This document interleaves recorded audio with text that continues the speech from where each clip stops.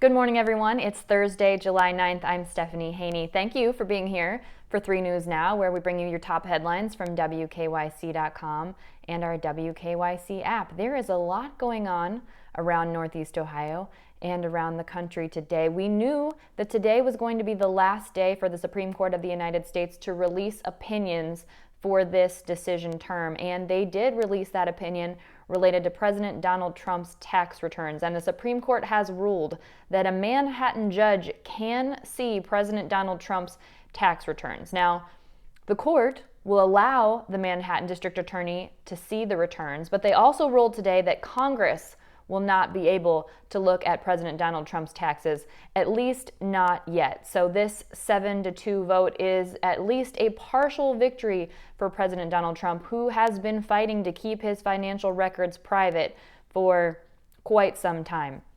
The Supreme Court upheld a prosecutor's demand to see President Donald Trump's tax returns. This is part of a criminal investigation that includes alleged hush money paid to women who claimed that they had extramarital affairs with President Donald Trump, of course, before he was president, but while he was married. The court rejected arguments by Trump's lawyers and the Justice Department that the president is immune from investigations while holding office, or that a prosecutor needs to show a greater need than normal in order to obtain those records based on the fact that he is currently president of the United States. Trump's 2 Supreme Court appointees, Justices Neil Gorsuch and Brett Kavanaugh, both joined the majority in this decision. Now, the records are held by Trump's longtime accounting firm, Mazars USA, and the firm did say that it would comply with the court order. President Donald Trump tweeted about it today, calling it a political prosecution. He said that he won the Mueller witch hunt, as he calls it, and now he has to keep fighting in a politically corrupt New York. He says that it's not fair to his presidency or to the administration. He also tweeted that courts in the past have given broad deference, but not to him. Not exactly sure what he is referring to there in terms of what kind of broad deference to past administrations is being talked about. Now, it will probably be several weeks before the court issues a formal judgment that would then prompt that accounting firm to turn over those records to the Manhattan District Attorney and that Manhattan judge. But again, a small victory for President Donald Trump, though he does not seem to be seeing it that way today. It is Thursday, so that means we are going to take a look at the unemployment numbers. U.S. unemployment numbers hit 1.3 million in the first week of July, and Ohio unemployment numbers are down for the 10th straight week as things begin to reopen. Ohio reports that more than 33,000 new unemployment claims were filed last week. That is still a lot of claims, but it is the 10th straight week that those new numbers have declined. If that gives you any kind of indication of the economic impact that COVID-19 shutdowns have had here in Ohio and around the country. Now, as we said, more than 1.3 million Americans have applied for unemployment benefits last week. In Ohio, total unemployment claims since we became aware of the coronavirus pandemic impacting us here beginning March 9th are over 1.4 million. That's dating back to March. This is more than the total number of unemployment claims in the state of Ohio over the past 3 years. That's a number we've been saying for several weeks because we hit that threshold several weeks ago with more unemployment claims here in the state of Ohio than we've seen in the past 3 years. There are a lot of people out of work. The state does say that it has now paid out more than $4.9 billion in unemployment checks to more than 736,000 people who have filed claims. Now, in June, the U.S. was able to bring back 4.8 million jobs, so that brought the unemployment rate across the U.S. down to 11.1%. But that is still very high. It's still high, but it's not as high as it was. Let me give you some context here. The unemployment rate in the U.S. averaged 5.75%. That's from 1948 until 2020. And we got to our all-time high in April of 2020 with an unemployment rate of 14.7%. That's an all-time high for the unemployment rate throughout all of the things that our country has been to related through the COVID-19 pandemic. Let's take a look at the numbers as they came in yesterday related to COVID-19 here in the state of Ohio. Yesterday, the number of new cases was way up. People who are currently in the hospital was up. People who are currently in the ICU maintained the same from the previous day, and the total number of new deaths reported was down. And in the U.S., the country surpassed for the first time 3 million known cases of COVID-19.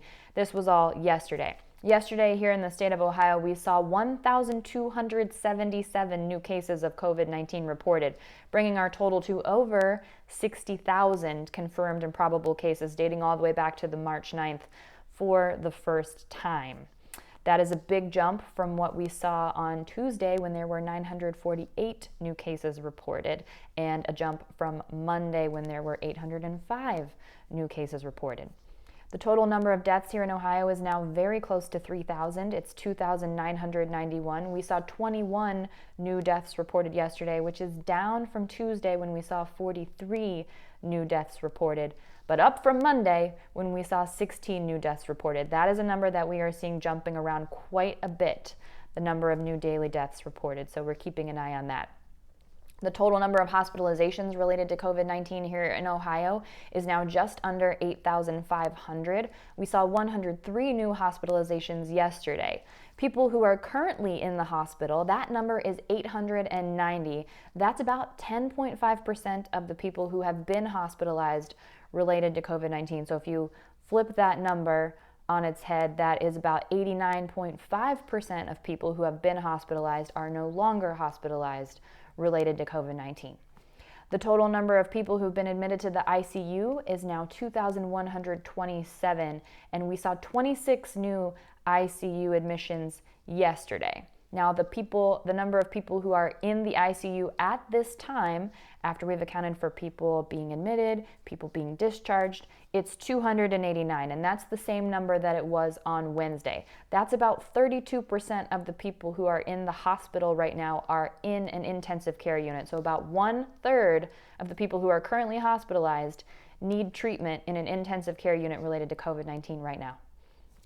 Let's bring you some good news. The LeBron James Family Foundation is partnering with TANGIER Entertainment Complex to build a new Akron sports arena. So the top of TANGIER's parking deck will be converted into a new sports complex. There will be basketball courts, play areas, and interactive outdoor spaces. The LeBron James Family Foundation told 3 News that the iPromise family is continuing to grow, and it's become a bit of a challenge to find enough space to accommodate students and all of the resources that they want to offer. So it was last year when LeBron James announced that there would be a new gym at the iPromise school. Everyone was very excited about that, but with limited space and limited parking, the foundation decided to branch out and then create that partnership with TANGIER. So the money that will be used to put this together will come from a $1 million grant from Dick's Sporting Goods and another $1 million that's been contributed by the J.M. Smucker Company, and that'll be reallocated to build that new complex.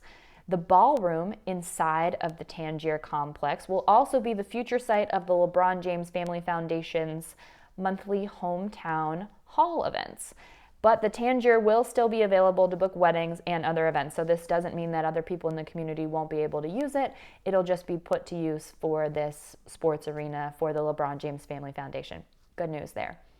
Now, if you've been following professional golfing, here's some news for you. Tiger Woods has said he is playing in the Memorial Tournament down in Columbus. He said that today on Twitter, and he's excited to get back in the swing of things, if you will.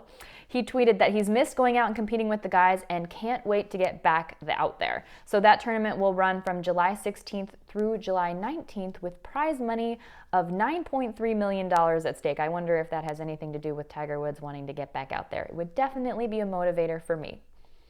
Today is another big day for Northeast Ohio because Cedar Point has reopened today for season pass holders. You know that you need a reservation in order to be there today, so those people have already booked that, and we'll be probably checking in on exactly what's going on out there. Our 3 News Mark Namick gave us a tour of what was going on there yesterday, which you can find on WKYC.com and our WKYC app for every single thing that you need to know about Cedar Point. Check out our guide. It's a very thorough guide. It has everything you need to know about mask requirements, maps, hours, reservations, how reservations work with the resort system. You can text the word RIDE to our text number, which is 216-344-3300, in order to get all that information sent directly to your phone. Now, here's some information for you. Today at 12:30 p.m., I will be talking live, doing a question and answer session with Dr. Ian Gosenhauser. He is the Chief Quality and Patient Safety Officer at The Ohio State University Wexner Medical Center, and we will be answering all your questions about face masks. People have a lot of questions about facial coverings, especially now that they've been mandated in different areas across the state. So we'll be answering all of your questions. You can tweet your question to me. If you have one, you can tweet it to @WKYC. You can tweet it directly to me at @_Stephanie Haney. Use the hashtag 3masks, and we'll be doing that live at 12:30 p.m. So you can find that on WKYC.com, on the WKYC app, also on our WKYC Facebook and YouTube pages. So I hope to see you there at 12:30. Everyone enjoy the rest of your morning. I'm Stephanie Haney.